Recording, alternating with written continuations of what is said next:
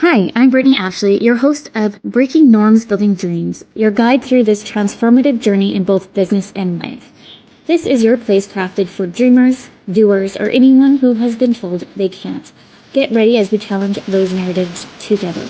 You're tuning in live to the United Public Radio Network, airing on 105.3 and 107.7 FM in New Orleans. We are streaming on all the popular platforms every Monday at 3 p.m. Eastern Standard Time. Join me for a candid and thought-provoking conversation celebrating your unique journey because you are worth it. Hello, everyone. Happy Monday. For those just tuning in, welcome to Breaking Norms Building Dreams. I'm your host, Brittany Ashley, and we are broadcasting live on the United Public Radio Network and UFO Paranormal Radio Network on 105.3 and 107.7 FM in New Orleans. Get ready to escape the next hour as we break norms and build dreams today with Karson. I'm so excited to have you, Karson. Hi, thanks for having me, Brittany. Karson and I met randomly through TikTok, so I'm super excited to dive in. You're my first TikTok star / somebody who's blown up over TikTok overnight. Oh my gosh, I wouldn't necessarily consider that, but I'm definitely trying. No, I love what you've been doing, though. I've been following you from the first initial video, which we will share here if things go all well with technology. But today's an interesting topic. And the title I put it as, I don't know, Karson, if you saw that, but I put it as Beyond the Pink Slip. Because I think we, who also worked in the 9 to 5, there's some interesting stories and some things that I feel that aren't very ethical, how employers have treated employees in the past and so forth. And so I thought, let's just dive in today. And then we can also share our thoughts and processes and how things can kind of change up a little bit, because I think it's time. But I'll do a quick introduction for you. Karson is a multidisciplinary designer and illustrator whose work blends bold colors with thoughtful storytelling. Passionate about community and the arts, she creates work that inspires, connects, and curiosity. Maybe you want to tell a little bit more on what you do, because I know what you do, but that's tidbits. I know, right? So over the last 10 years, I was trying to format myself as somebody who was not just a graphic designer, but somebody who was able to span in different areas of creative so that I could be more adaptable with the ever-changing job market. With being a creative, you kind of have to have 7 different hats at all times. Yes. And so, I can dabble in a little bit of everything, just besides just doing graphic design. So it's people are like, hey, can you help design a webpage? I'm like, yeah. They're like, can you do voiceover work? I'm like, yeah. Can you do a bit of animation work? Yeah. What do you need? If I don't know how to do it, I'll learn how to do it. So a Jane of all trades. Yes. Love it. And I'm also a jack of all trades. So Jane, I like he said Jane. It's so true, because I feel like we as entrepreneurs, we do have to wear many hats. And also, even we've been working in 9 to 5, depending on that level of 9 to 5, there's a lot of non-for-profits out there that really require you to wear all the different hats. So I personally, I actually had this conversation with one of my clients. If I ever have to go back to 9 to 5, please no. It would probably be a non-for-profit, because I feel like there's just the senses of giving back to community, which is such a big passion for myself, but then able to wear that multifaceted hats, from design to project management to we need this, I don't know, go figure it out kind of situation. Nonprofits really teach you to work with the bare bones of what is capable. Yes. It's so true. Yes, I've done nonprofit work myself. It was actually one of my favorite jobs I've ever had. And I worked at it right when COVID hit. So adaptability had to be a challenge to overcome by far. Yes.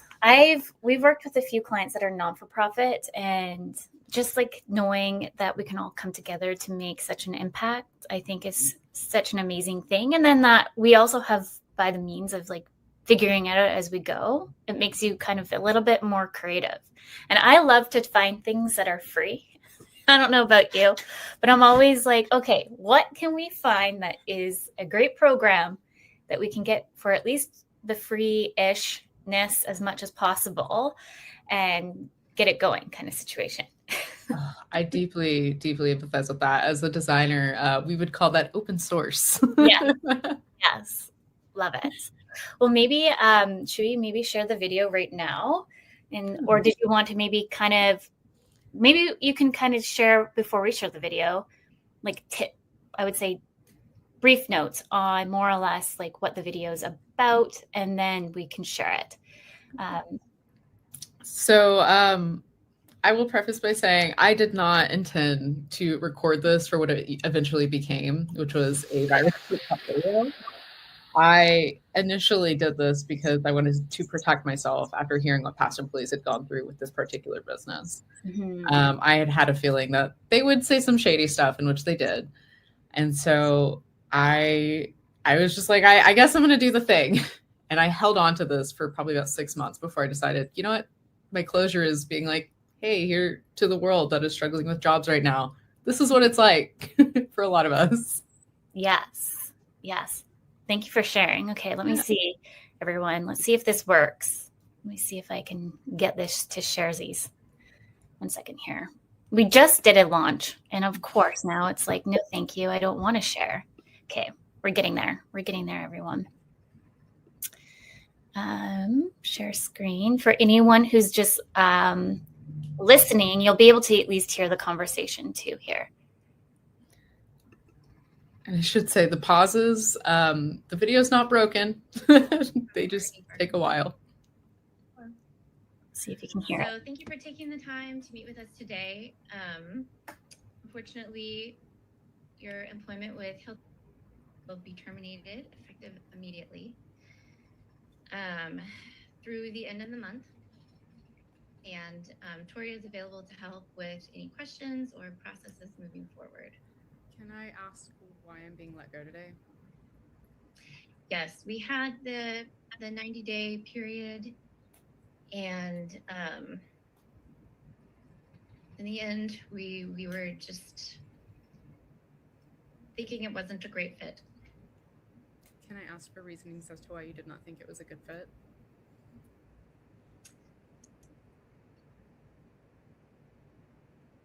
I like the awkward pause. Yeah, the publication went out late. It went out with typos. I just feel like the design wasn't necessarily a good fit for the publication. Can I offer some feedback to that? Yeah. Every step along the way, I met my requirements, and quite honestly, a lot of the reasonings as to why it was late was dependent upon you. And I received materials often late from you, as well as not being able to control every ad thing that came in.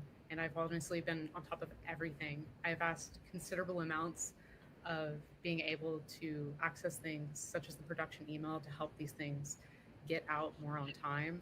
And every step of the way, I was met with roadblocks and being told no. As my direct report, I never felt like you stepped up and asked me if I could use help. I received very little feedback from you, and often there were times where I did reach out to you without being told anything or having any reply or response whatsoever. I also found it very unacceptable to receive a message at 11 p.m. last night informing me that I was going to be laid off the next day with this meeting, and then immediately revoking my access to everything.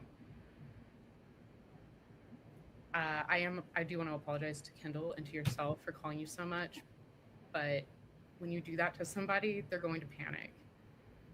I feel like I've done every step of the way of trying to do this job to the best of my abilities, and quite frankly, you've made it very difficult.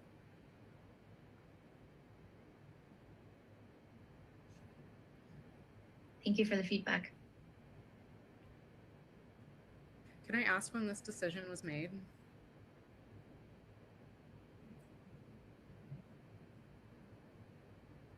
I don't know that there was a specific date in question.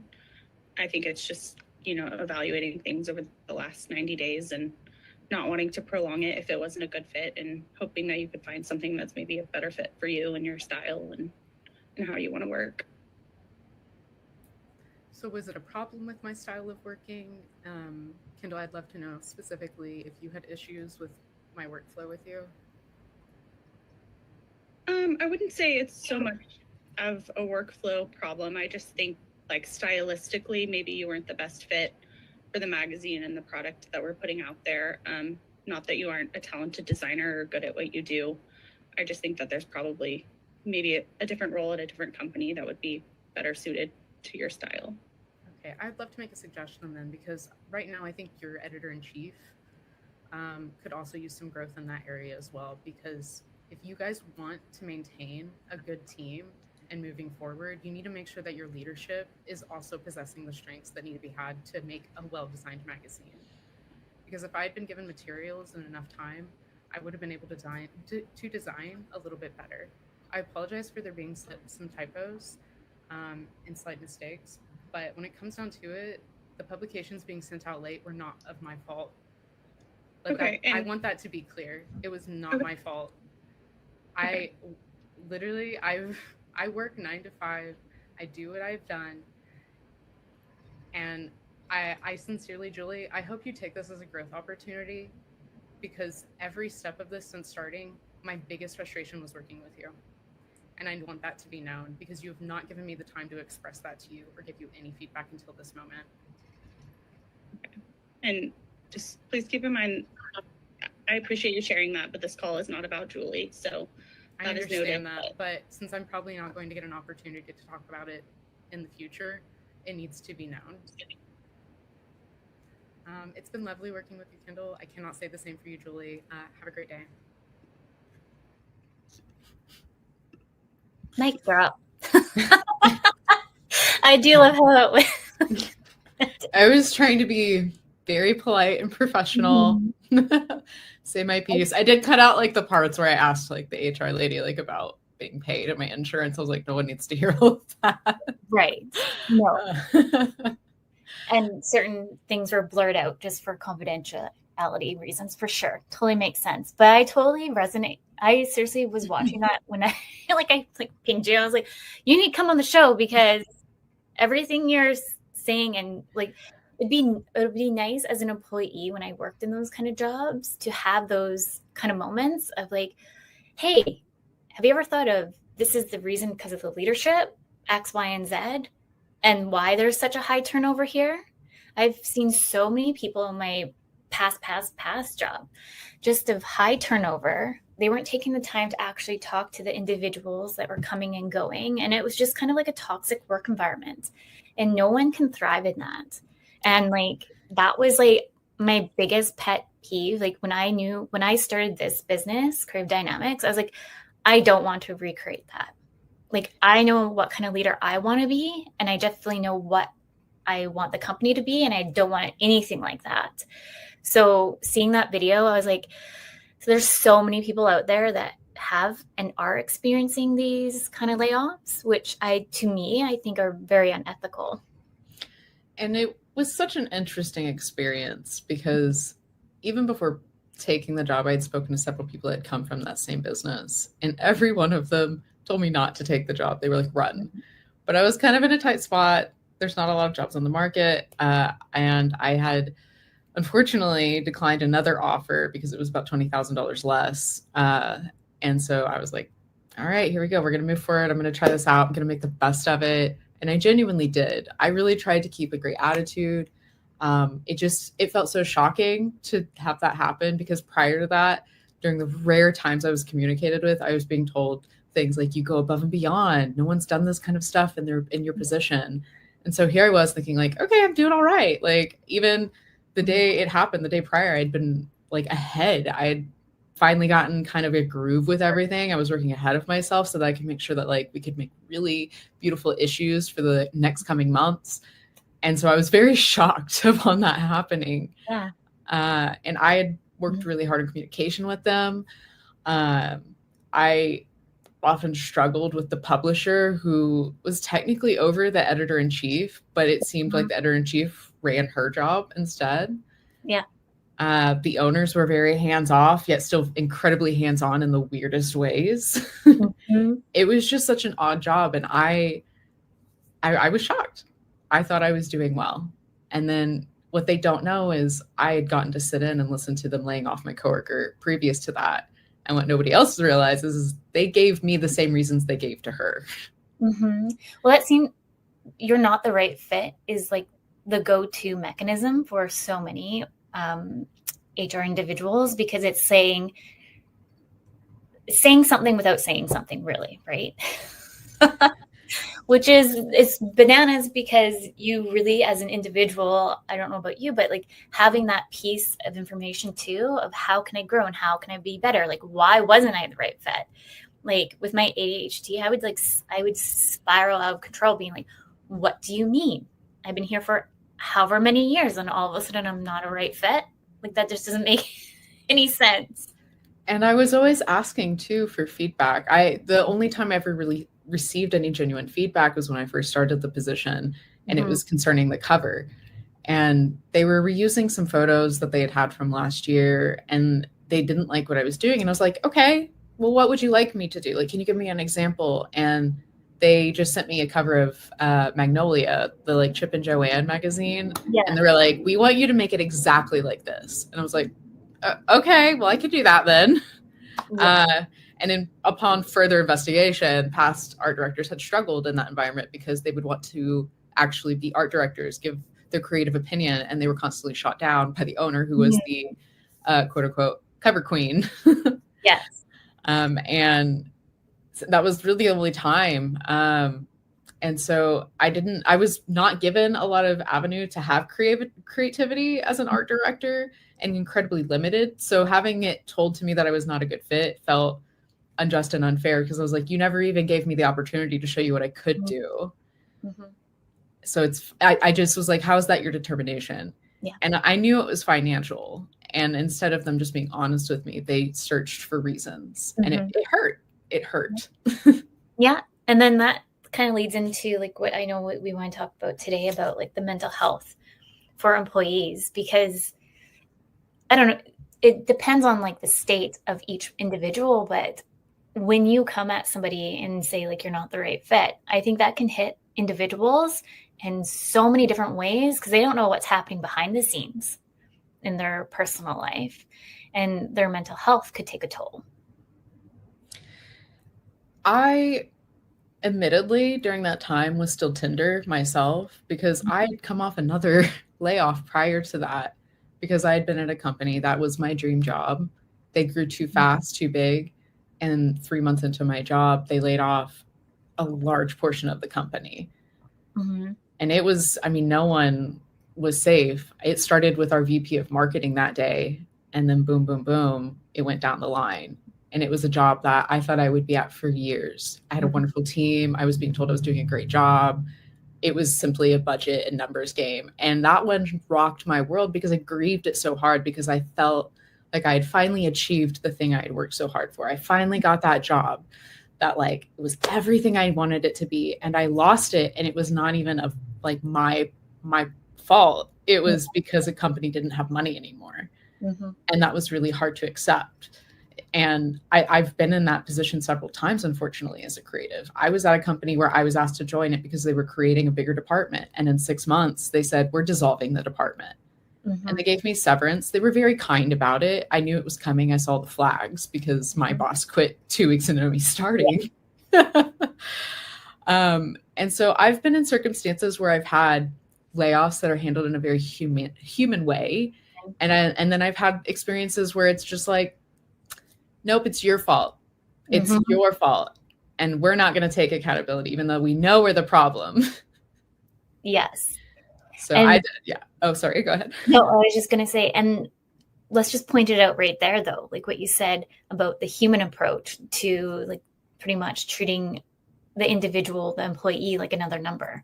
And that's like the biggest thing. I think I had like that awakening moment of like the 9 to 5. I'm just another number. So why am I working my butt off so hard? Like I would take work home. I have like OCD with my inbox. Like that's just something I'm trying to overcome. But I would literally take the computer home and make sure that I respond in a timely manner. I'd try to make sure I'm not responding within 24 hours. It'd be less than that.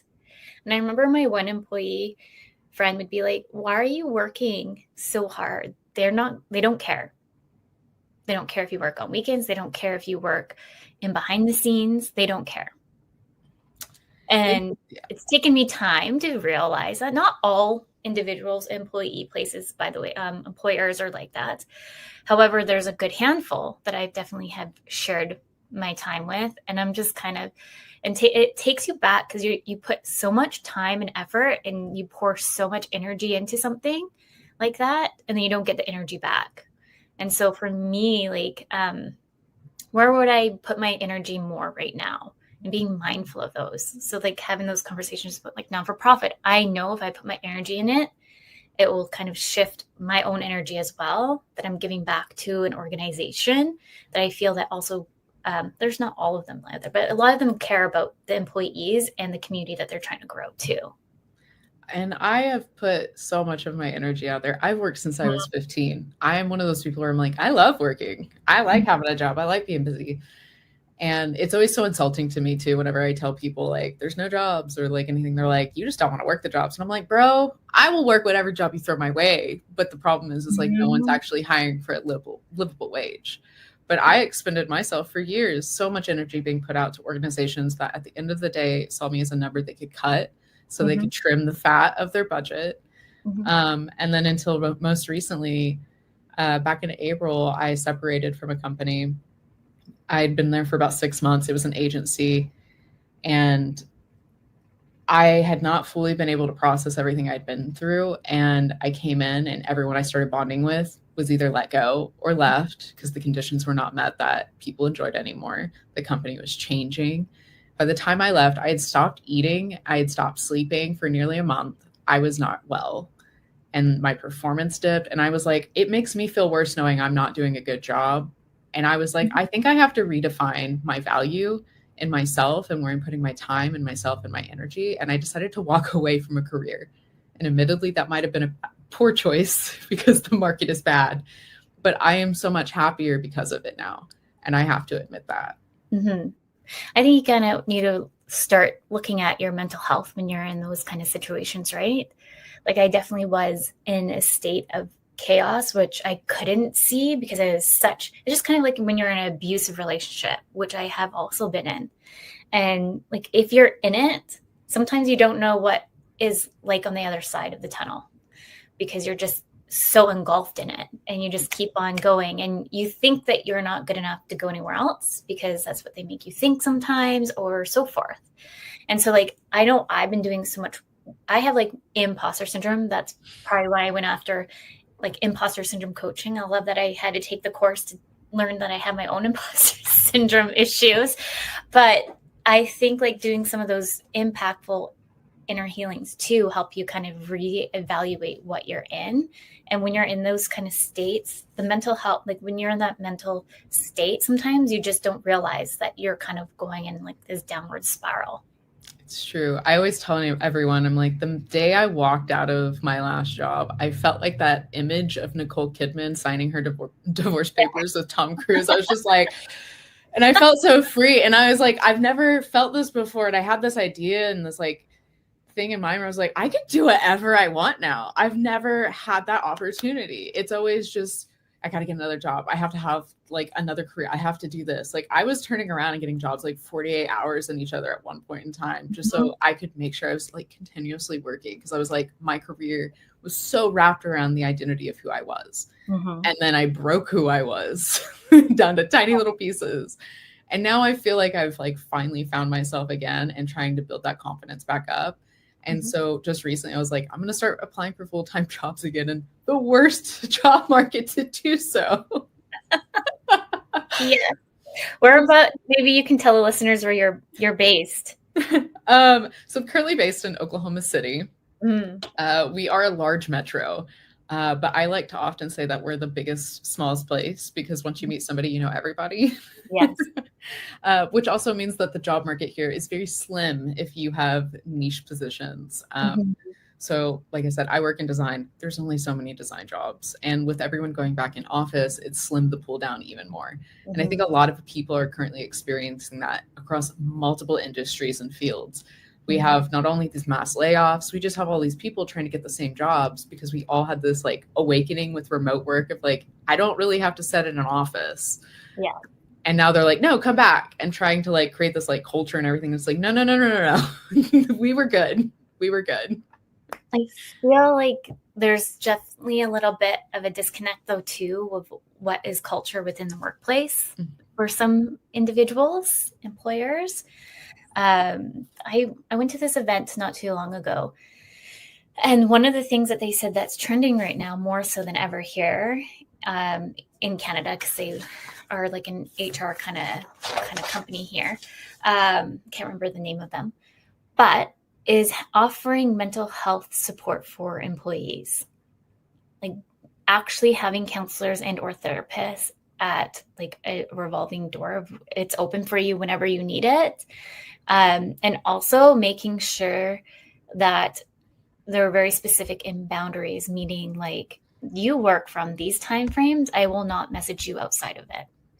And really making sure there's those high cutoff points. Yes. And I think it's so hard too, because I think that would be a great position. But a lot of the time your teams are so small that's not usually the norm of who could be hired to be brought into something like that. And so many places have this toxicity that just emanates around them.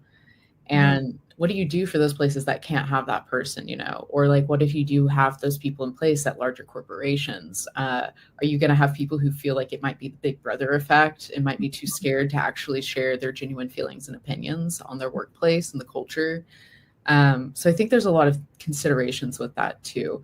I think it would be valuable to have an open space like that, but people are often scared of human resources. Yes, I do think so. I was just looking at the time. I'll just quickly say this because we'll go into the next. We're already at midway. See, I told you today would go by very fast. For anyone just tuning in, welcome to Breaking Norms, Building Dreams. We're live on United Public Radio Network, UFO Paranormal Radio Network, 105.3 and 107.7 FM in New Orleans. Maybe going back into kind of work culture, what do you think is a good leader? Ooh, that's a great question. I think with a good leader, it's somebody who's not just there to protect themselves and the company. It's somebody who genuinely cares about other people and the successes that happen with that. Yeah. Because you can be really proud of the success that people have that helps your company and therefore makes it an even bigger success. But if you're only prioritizing your needs first and the direction that your career is headed in, as well as whatever place that you feel loyalty to, I think that can make really quickly for a bad leader because it closes a mindset. And having that open-mindedness, the ease of communication, and overall kindness to understand that people are people, I think that's what makes a good leader. I love that. It's so like the best place I've ever worked was when I was in school, and I'll say the name, was Black Ball, Coho, the ferries that went between Port Angeles. And like, I just loved it because Ryan showed true, genuine leadership. He cared about every individual in there. It didn't matter if you're a ticket girl, tying the boats to on the boat. He made sure to really interconnect with each person, ask them how their day is. And then on top of that, he would try to do everything else in between. So because we weren't allowed to have the cars going on the road there because it was a very high congested area. So if he saw that the girls were kind of a little bit behind, he'd jump in and sell tickets. And he would make sure that we were flowing as a team and made sure to do whatever he could as possible to make sure that things were moving if we're behind one person. And I think that's such a good leader, like just one, checking in with everybody. But then when they see that the ship's kind of wobbly over here, how else can we jump in and make sure we execute to make sure that we're all working together as a collaborative than against? To me, like, I think those are like the best leaders whatsoever. And I always with my company, I'm always like, okay, what would they do in this situation? Okay, let's do this. And then I always ask my team questions of like feedback. Okay, what am I doing wrong here? And I'm open about it. I'm like, I don't know what I'm doing sometimes. So you tell me if this is working or not working, and let's tweak it together. As a leader myself, I take a lot of accountability because I am a person that does believe like you need to step up. If someone needs help, step up, show them that like you're there. Even if you don't know how to do it, say, show me how to do it so I can help you. It's the old Jerry Maguire, like, help me help you. Yeah. and I have always tried to obtain that in myself as a leader.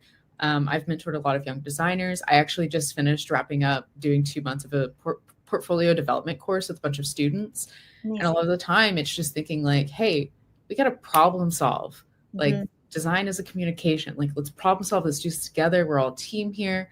And there's times to be an individual. But at the end of the day, like, we are all focused on the same goal. Are we executing it at an equal level so that we can all meet that success? And I think a lot of the times in these workplaces, there's a huge unbalance of that happening, and you have all the wrong people taking all the credit. Well, you have so many people working hard without the acknowledgement. And it's like people say, people don't quit jobs, they quit bad managers. That's so true. 100%. I can't say that enough.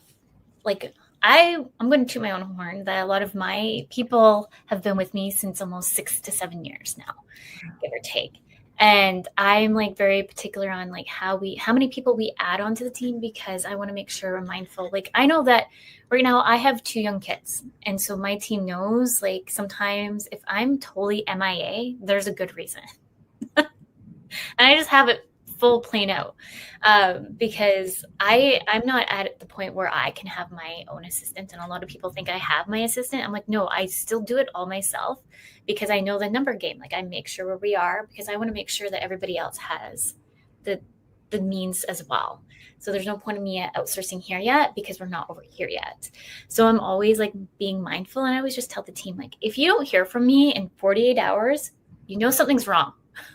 Like, something went sideways with the kids or something happened. Just being honest and transparent about it. Yeah, I always tell a lot of people, I'm like, if you've never worked in an environment that has a lot of teamwork, go work as the server. Go work in food service. You are going to learn very quickly how to work as a team. And you're going to learn like what your weak points are and where you need to work on them. I personally have worked in many areas of food service, especially when I was younger. And it taught me how to be personable. It taught me how to multitask. It taught me how to take lead and when to step back. It teaches you so many valuable skills. My background is in tourism hospitality. So to get the diploma, we had to play into every field. So I was in the back of the house, so housekeeping, to the fish cooler, to the front of the house. And I was in every different area. That's probably why I secretly love being in all the different areas, because I can kind of see it and understand like the ups and downs for each person as well. And so I remember it was it's called Oak Bay Marine Group. So it's a very popular resort here locally. I guess that they have it worldwide too, but here, like a lot of Americans would come to Painter's Lodge to go fishing because it's a world-renowned place. It's changed over the years, but Bob's slogan was, yes, I can. So it doesn't mean that even if you can't figure it out, you reach out to somebody else as a team member to come in to support the yes, I can like model, because even if you can't do it, somebody else can do it. And we all work together as a team to get it done.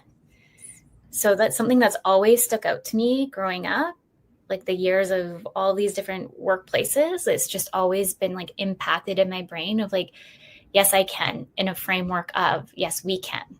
So I think that kind of like moves the needle from us, instead of just being like, oh, Bob needs this over here. Like, I need to go up on the ladder. So who cares about them?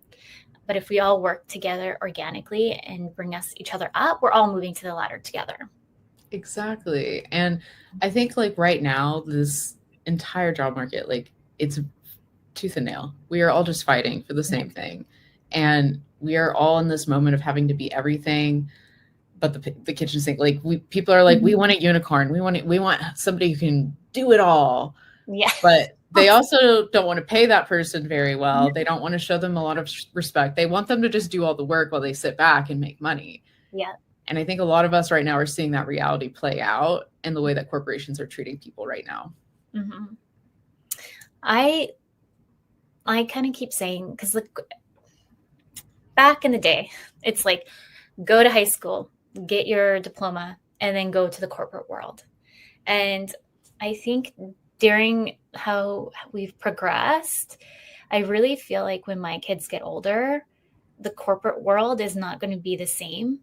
And I feel like we need to kind of start changing that mind frame a little bit more than the corporate 9-to-5 lifestyle, because we want to see the change. And I feel like we are slowly talking about the change, but it's not there yet. I feel like the generations to come will make those changes, and I'm excited for it, because I feel like the old way of doing things, we need to change. Just like going to school, like we haven't changed the ways on how things are made in school in 100 years.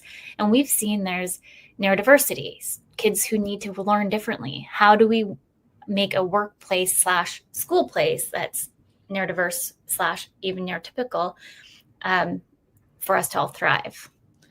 The last place I worked, it was interesting because I came in when they were shifting from having hybrid options to completely in office.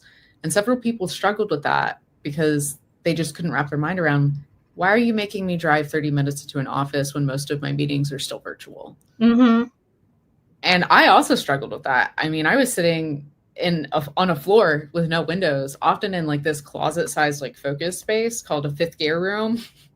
Oh my goodness. I could elaborate more on this. They weren't a bad workplace. I want to say everyone that I worked at this place, very kind, very great at their job.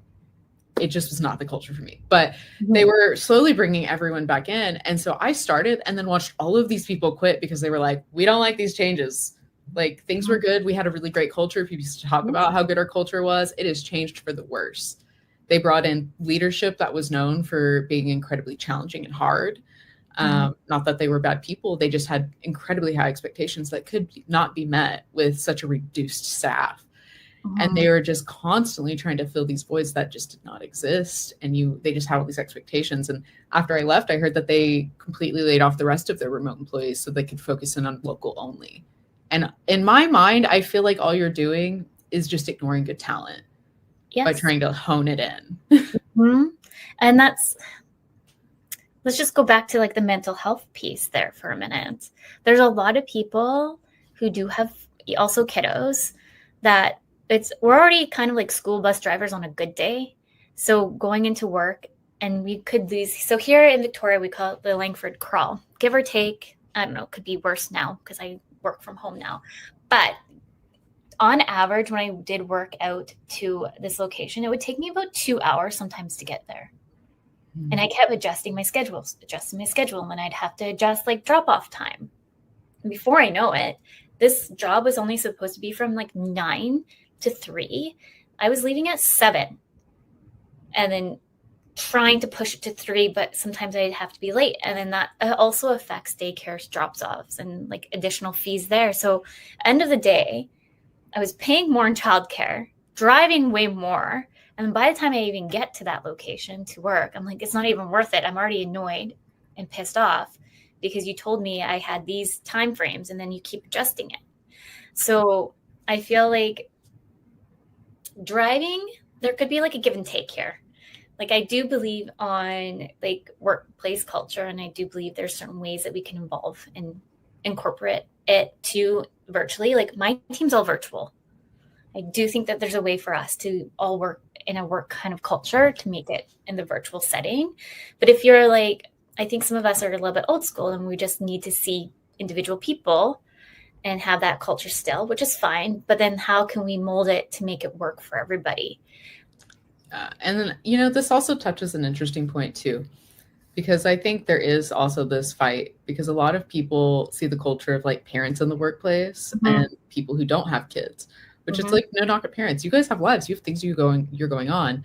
But I think sometimes the individuals who are childless do have more work put on them with different expectations. And I think through the pandemic, we discovered like, hey, everyone can have an equal share in what that felt like, where you have time back for the activities in your life that matter. Because just because I don't have a kid doesn't mean I don't have things to do. Nope. And go ahead. I was just going to say before I had kids, like I was kind of given all of the stuff, and I was told that, oh, you need to work on the holidays. And it's like, so what? My family and or whatever over here is not important either. So it's not just family and parents, dog parents. It's just everything at the full focus of it. I think we need to kind of sit back and just start asking about, is it Italy? Where it's just kind of like, this is your time you work, good chunk of time. Usually they're late because they're on like polychronic or whichever time. They get it done and no stress. And they're just like so chill. Like, I feel like we need to bring that in our culture a little bit, because it's like, we will get it done. Yeah. But sometimes we're just like hyper focused, like things are not in this order and now things are going to cause chaos and we're all going to die. Yeah, I mean, a lot of European countries, I mean, Mexico, like they have better work culture set up because a lot of it is more people centered, because people are the core of everything that keeps it all functioning. Mm-hmm. And yeah, and it's so wild to me, because we all realize like how much better it could be. And they just, I just believe that, like, you know, the ultra top, they're like, no. You can't be happy, because then we don't make money off of the pill companies we own. Then we don't make money off of the gas companies we own. Like, all of this real estate, oh no, get into an office. We don't care about your mental health. You're just a number. You can get another job, right? Go work at McDonald's. It's just this vicious cycle. And I think so many of us, again, identity is wrapped in your career. And so when we lose that, like, what is that? What do we do with ourselves?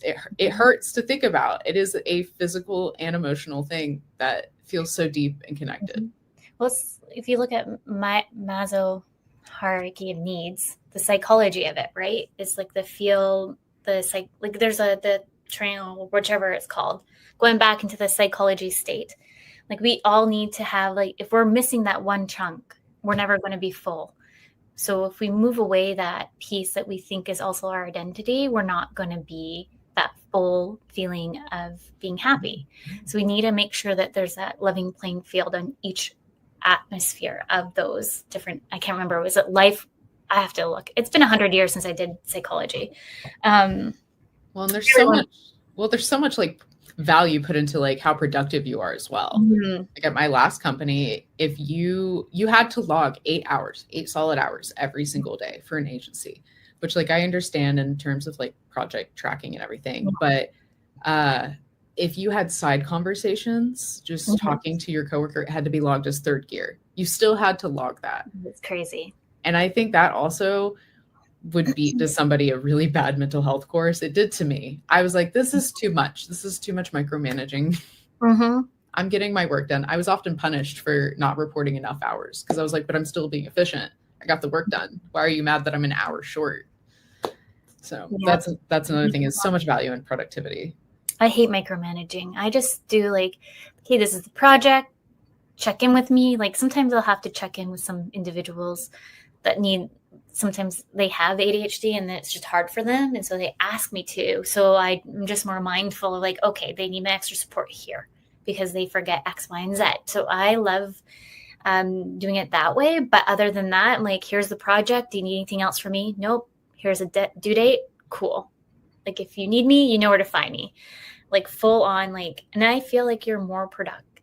Those individuals are a lot more productive too, because they feel like they have that autonomy of like, Brittany trusts me. I can go and make something amazing. Trust goes a long way. Trust and transparency. I think those are key factors in making for a good team. 100%. I'm just trying to think. There was something I was going to say, and I completely lost my train of thought there too. I feel like I was saying back, like the ways of the world, I'm excited for how things are going to change. But like when I worked at this one company, it feels like 100 years ago, but I remember we're all sitting in this room, and it was with the client, and they're like, oh, millennials, they never want to work here for a long time. There's a lot of changeover. And I was like, sitting here, I'm like, I'm a millennial. And also too, it's like, what's awkward. Yeah. I mean, like, how about we turn the conversation around? Why is it that they're leaving? Why do you have that high turnover? Yeah. Is there something that you could be offering back to give them the value to stay here? Like, let's flip-flop this conversation, because you want to make them the bad guy, and they probably liked their job. I'm the kind of person that I'm like, if I have a job and I like where I work, I'll be there forever. So like when I worked at Painters, I was there for a solid 6 years and I had to leave because it was time for me to move on out of university and move down the island. So that's why I had to like give it up per se. And then just like at the other job, it was like a summer job really. And so I had to give it up to find something else. So I would probably still be there. Like sometimes we still even go to their work, like holiday parties. And I'm like, oh, I'm like this, like the oldie that you can't get rid of, but I'm still here. And I think for me, I'm in a unique position because as a graphic designer, a lot of the time to move up, you have to move out. And people don't like seeing that on a resume because they think like you're a job hopper. And it's like, no, I hit the peak at what I could get to at this job. I asked for like more opportunities. I asked for more responsibilities. I was met with none. Yep. And I went and found those opportunities elsewhere. I found better pay. There have been opportunities where I wanted to stay, but they weren't putting the value back in me. And I was like, I think I have to go check out this other thing because I'm honestly worried that there won't be a job come the next month with how things are going. And yeah, I like that you said that about like job hopping, because I think maybe we have to change that mentality a little bit when you do see something like that on the resume. Instead of just assuming, I think we need to start opening up and being more curious. And actually, like, for some clients, I do like, I don't want to say HR, but like I look for their potential person to jump in. And so I did this, and I remember seeing her resume and I was like, she does kind of jump around, but you know what? Let's interview her because there's a reason here. I have a feeling there's a reason. And so I got talking to her, and overall, like, it was just, one was very toxic work environment. No shame. You shouldn't have to work there. Second, they weren't like letting her grow with the company. And so no shame. Like, so like if you just kind of sat and like start asking curious questions, and if they're so honest with you, I think that right there highlights like such a good person to work with. And now she works with them, and our client is so happy. Like she goes above and beyond and does amazing things. And she's going to be like now like the lead designer. So it's like, so if you start to kind of sit back and start asking the questions, I think we can start bringing in the people that really do truly care to move with the needle and not just a number. A really good friend of mine told me one time, and he said, when people ask me about like why I have these short sprints between some jobs, I tell them it takes about a year for me to know if a place is good for me or not. And I thought that was such a great way to frame that perspective, because I mean, that is true. There are certain amount of times, like for me, I would say about 6 months into a job, I'll vibe if it's something for me or for not. And if I want to invest more time in it or start looking elsewhere, because you don't want to invest in something that doesn't want to invest in you back, because you want to feel good about what you're doing. I didn't feel good about what I was doing at my last job. I was like, I don't have passion for this place. And I just accepted that. And that was the hardest part, was being like, I could do better. And the future is unknown. But at this point in time, the future unknown looks way better. Well, it's just like, I call myself like a hippie because I've been through so many different jobs, I feel like, until I feel like I finally landed where I'm supposed to be. But it takes time. And I don't think we should shame it. I think it's just the journey. And I think it's just like, we're sometimes in society, like I was just saying, it's high school, college, university. Go live that corporate 9-to-5 job until you die. Done. And if you leave it, shame on you. So why not? What? And I think we're just seeing that structure change. Like when I was 17, I didn't know what I wanted to be when I grew up. Like I just finished high school, and everyone's like, you should be X, Y, and Z. Like my dad wanted me to be a nurse. I'm like, I hate going into the hospital. I can't see blood. I'd be the worst nurse. Like, worst.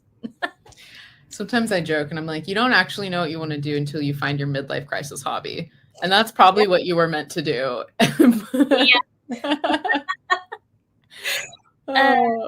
Yeah. Just thinking about a moment, like my husband had a bleeding nose once, and I literally fainted out the door. So yeah. Sure, Dad, let me go be a nurse. For the longest time, I wanted to be a lawyer. And then come college time, I said, I'm going to go to art school. I should have probably become a lawyer. Well, you can present in rebuttals really good. Like, I love if everyone's just tuning in, make sure you kind of rewatch back the video that we just shared. But I like that how you presented in those scenarios back to the HR person and the employer, because I wish I was better prepped too. I was so like, I was sideswiped in a way, and like just like full on like trying to hold in my tears. And I wish I would have had like a little bit more composure to kind of like stand up in a way that I like looking back, but can't dwell on the past, move on, and things happen for a reason, and we shift our energy towards what we want to. Sometimes it's hard though. It's really hard when it happens in a state of chaos. Everyone thinks that I was very confident and calm during that, but internally I was freaking out. And for me, I can catch where I was like very nervous because I repeated a lot of same things. Like every step along the way, I said that 3 or 4 times. And I'm like, it's just because my brain was trying to process like as quickly as possible. Like, what should I say next? What should I say next? Like, and trying not to like go off the deep end and start being like, F you. Yeah. But I was like, I have to like very professionally call out the fact that this woman is now going to be told for the umpteenth time the same problems and issues that I've heard my other coworkers say. I've heard the last 2 people who had my position say. A lot of people. And when I posted that viral video, I had so many other past employees reach out to me. That's so funny. And yeah, and so I'm like, it was valid. They're terrible people, and now everyone knows. Well, Kendall, not a terrible person. She's actually a very kind person. I feel bad for her. I can't believe she's still there. She could do better. Yeah. Well, there's some people, like, I know a few of my old past places. I'm like, how are you still there? Like, run. And I feel so bad for the HR lady. That was the first time I ever met her. And like, she probably didn't know anything. She didn't know diddly squat about anything that was happening during that call. She was just more or less there for like the buffer and have that like the extra documents if things did go sideways, really. Yeah, and I think they thought like I was going to go a little crazy because the morning I found out, I thankfully did not see that 11 p.m. email. My coworker did, and I woke up to the message from her. And as soon as I saw that, I was like, I opened my email, and at first I was like, no, maybe you're just like in the wrong account. And I opened up everything. I too was locked out of everything. I was like, and then I read the email. So I start calling them because I was like, I'm not waiting until noon for you to lay me off. Like, yeah. It's 7 a.m. Wake up now. We're doing this. Yeah.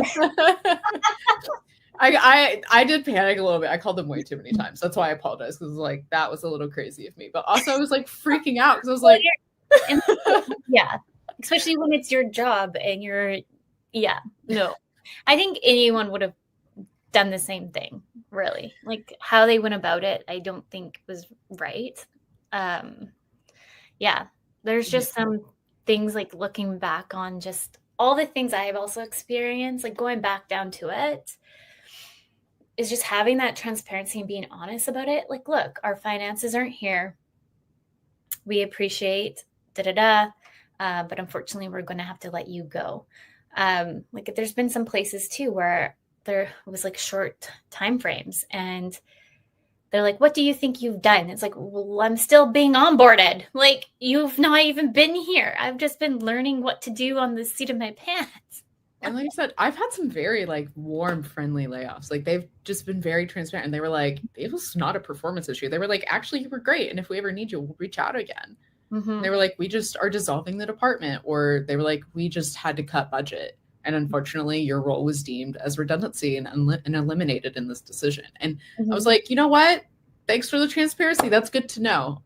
Because that's why I was so mad about that. Because I was like, I want to know what wacky excuse you're going to find for this. Yes. Because I know for a fact that like, I've not done anything wrong. I can count on like one hand the times that like I did mess up, but it was also because I was not provided proper onboarding. I had to do everything myself, including setting up my own payroll and HR and all of that. Usually you have a person guide you through it. Mm-hmm. And I had to learn entirely new software platforms, all on my own. I had to reach out to the former art director to show me how to do stuff because no one else knew how to do it. And the kicker out of all of it is they fired their production person a week before I started with no plan in place. And when I told them several times, I was like, hey, I can help you. I've done this type of stuff in the past. Let me learn how to use the tool and like, let's create a workflow. Yeah. And all I would get told back is, I'll let you know when I'm ready. And so I just was like, you shot yourself in the foot and then shot me too. Yeah. It's actually quite crazy for like some of these companies that are like considered big and well off that have like no SOPs or like proper operation procedures are like, for anybody new to come in and here's your document. Like it just boggles my mind.